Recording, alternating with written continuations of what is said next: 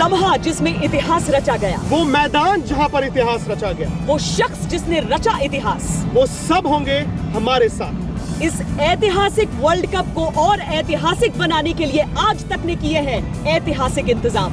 वो सब कुछ जिसके बारे में आपने सोचा भी नहीं होगा, कल्पना भी नहीं की होगी। ड्रेसिंग रूम में कोई खास है जो कर रहा है विक्रांत का इंतजाम। जी,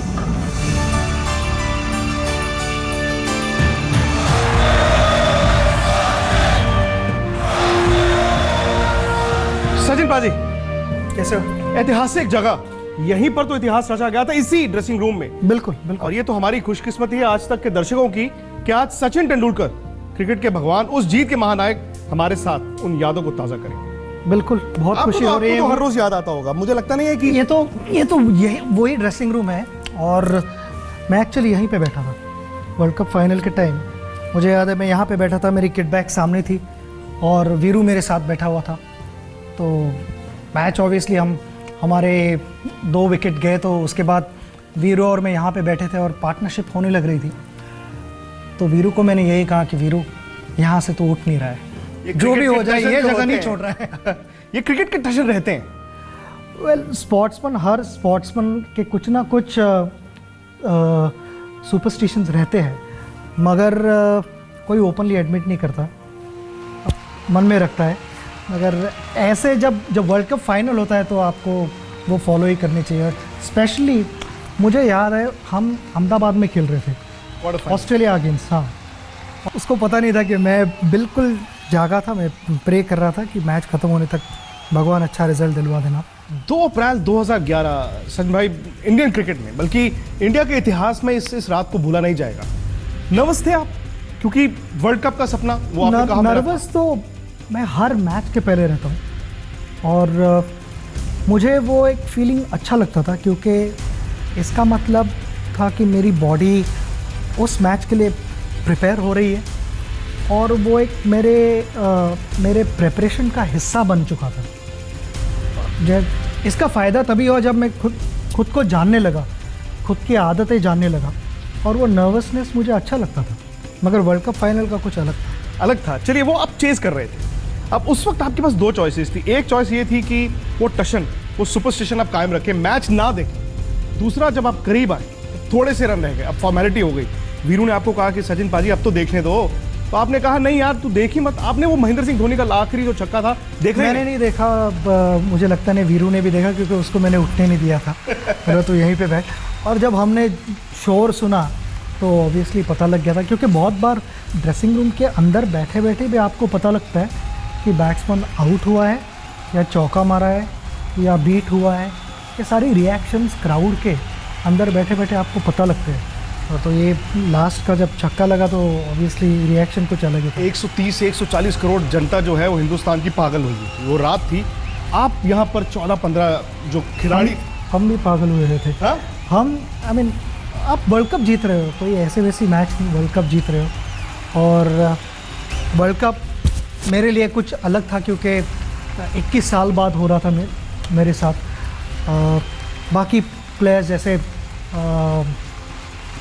विराट और ये सब, उनका पहला ही वर्ल्ड कप था, तो पहला वर्ल्ड कप और छठवां वर्ल्ड कप बहुत फ़र्क होता है। इसके लिए 2 बार हम पास में आए। एक बार 1996 में हम सेमीफाइनल्स में आए थे, 2003 में फाइनल्स में भी आए।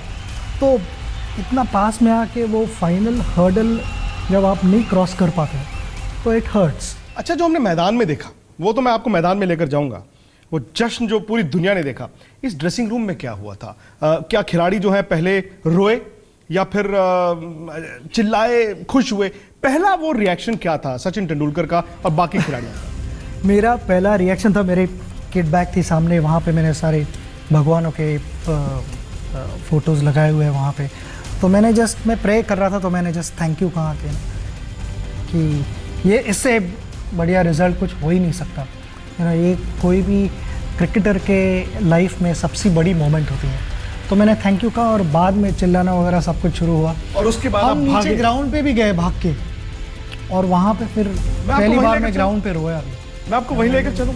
बिल्कुल, उसी जगह पर चलते हैं, उसी जगह पर। और अब मैं जानता हूँ कि अब रोएंगे तो नहीं, लेकिन उन यादों को तो आप कभी भुलाएंगे नहीं। जब कपिल देव 1983 में वर्ल्ड कप जीत कर आए थे, वर्ल्ड कप यहीं लेकर आए थे, हालांकि वो लॉर्ड्स में जीते थे, और यहाँ पर जिस वक्त महेंद्र सिंह धोनी ने आखिरी गेंद पर छक्का मारा, आप ऐसे भाग कर गए। आप क्या, बाकी सारी की सारी टीम भाग कर गई? हम यहीं पे बैठे हुए थे, ये होम ड्रेसिंग रूम है, तो हम यहीं पे बैठे हुए थे। और वो फेमस शॉट जब आप देखते हो, गैरी कर्स्टन जैसे लास्ट शॉट जब धोनी खेला, गैरी कर्स्टन कूदा, तो वो यहीं पे कूदा हुआ था, और वहाँ से सारी टीम भागते भागते नीचे गई ग्राउंड पे। मैं भी ड्रेसिंग रूम से वहीं से भागते भागते नीचे। आज हम दर्शकों को उसी मैदान में लेकर जा रहे हैं दोबारा। ये ऐतिहासिक है, क्योंकि जहां पर इतिहास रचा गया था, वहीं पर भारतीय क्रिकेट के महानायक सचिन तेंदुलकर एक बार फिर आए हैं, वही 2011 की कहानी को दोहराने के लिए। यहां से 50,000 लोग इंडियंस जो इंडिया इंडिया सचिन सचिन कर रहे थे, वही शोर आपको कुछ सुनाई दे रहा था, या सिर्फ एक ही चीज थी, यार ये तो हमने इतिहास रच दिया है, जिंदगी का सबसे बड़ा सपना जो है वो मुकम्मल हो गया। वर्ल्ड कप फाइनल का एक एटमॉस्फेयर जो था वो बहुत ही अलग था, और वो एक्चुअली हम पहली मैच यहाँ पे खेल रहे थे जब ये नया स्टेडियम कंस्ट्रक्ट किया गया। तब तक तो एक्चुअली 2 दिन पहले तक मैंने ग्राउंड देखा ही नहीं था कि कैसे दिखता है। अच्छा, मुझे पुराना वानखेड़े स्टेडियम याद, नया वानखेड़े स्टेडियम कैसे दिखता है ये पता नहीं था।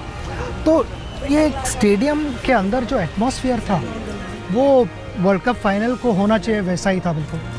और पहले भी हमने बात की कि टेंशन था, नर्वसनेस तो बिल्कुल था, वो तो होगी। एक टेंशन भी था कि एक अच्छी टोटल थी वो चेज़ करनी थी, मगर एक कॉन्फिडेंस भी था क्योंकि हम अच्छा क्रिकेट खेल रहे थे, और वही उसी स्टाइल को कंटिन्यू रखना हमारे लिए इम्पोर्टेंट था। अगर सच में मैं पूरी टूर्नामेंट देखूं पीछे मुड़कर, आपने 2 मैचों में 2 बहुत बड़े 100 बनाए। उस वक्त ऐसा लगता है कि सचिन तेंदुलकर आज उतरे हैं मैदान में और 100 बना देंगे।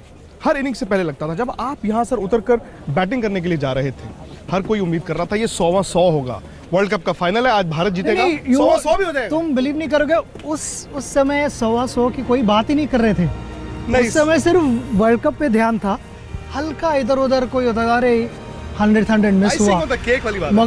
मगर वो जैसा बाद में बात करना शुरू किया था कि ना इट वाज ओनली 100 और दूसरा कोई टॉपिक ही नहीं था, तो वैसी बात थैंकफुली वर्ल्ड कप के टाइम नहीं थी।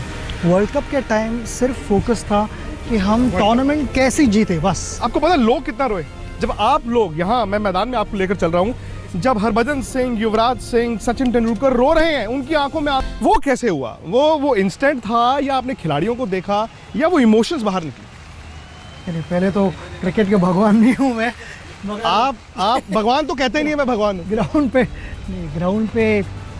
ग्राउंड पे भागना और वहाँ पे वर्ल्ड कप के सेलिब्रेशन में आंसू निकलने आपके, और वो भी खुशी के आंसू, क्योंकि मुझे याद है 2007 में जब हम वापस आए थे, वो मेरे लाइफ का क्रिकेट का लोएस्ट मोमेंट था।